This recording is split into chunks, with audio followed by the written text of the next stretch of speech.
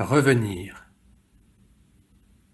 Ciel de mai, pâle et profond dans son bleu taché d'encre et de ouate. Il y a un voile sur son visage, un filtre à la lumière crue du soleil balbutiant, prisonnier d'une saison qui n'est pas tout à fait libre pour l'avènement de son éclat. Tu es assis dans un train qui glisse vers une grande ville.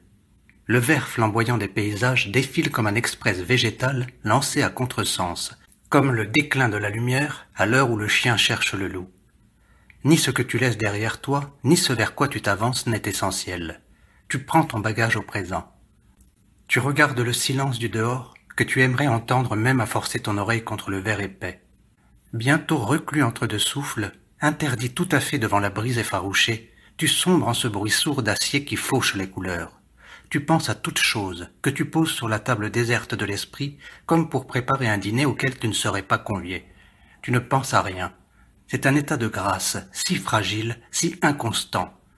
Comment dire, ce serait la douceur de l'aube et la tranchante lame de l'éveil unies dans un rêve qui ne trouverait pas d'issue.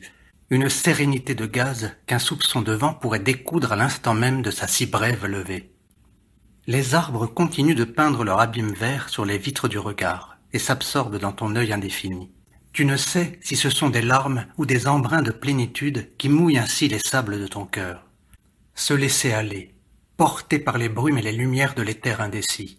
Une hirondelle traverse l'écran, éclair de vie dans la lenteur du déroulement de la nature.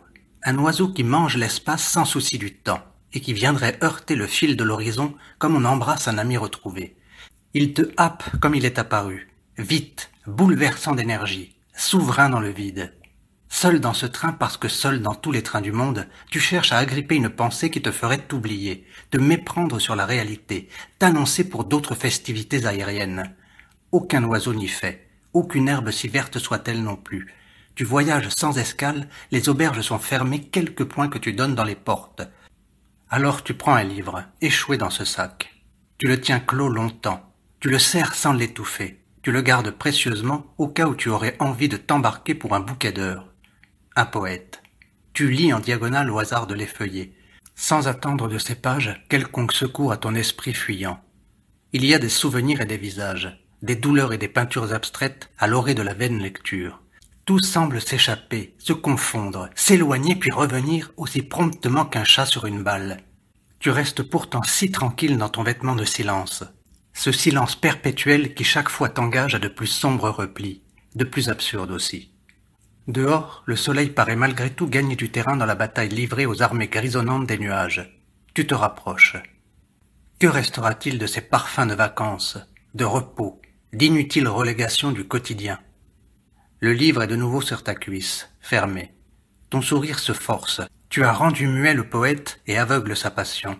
Tu ranges ton fourbi, tes blessures futiles, tes joies anecdotiques. Le ciel est enfin prêt à recevoir l'orage ou le plein soleil d'été.